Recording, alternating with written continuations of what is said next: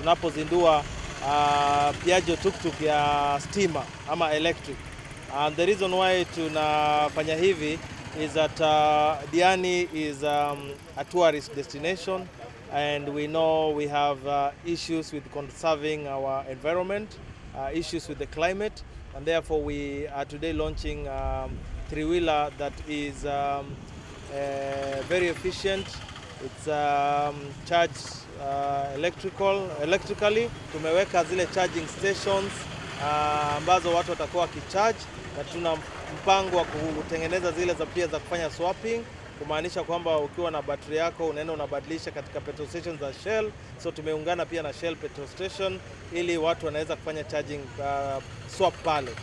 Sisi tumekubali kuwaunga mkono hawa watumizi wa hizi tuktuk kwa sababu pale nyuma tumekuwa na mahoteli yakileta malalamiko ya kwamba hizi tuktuk zinapiga kelele wakati zinatembea karibu na mahoteli, na unakuta kuna vyumba ambavyo viko karibu na barabara, na vyumba hivyo vina gharama kubwa kwa sababu ndio vyumba vizuri.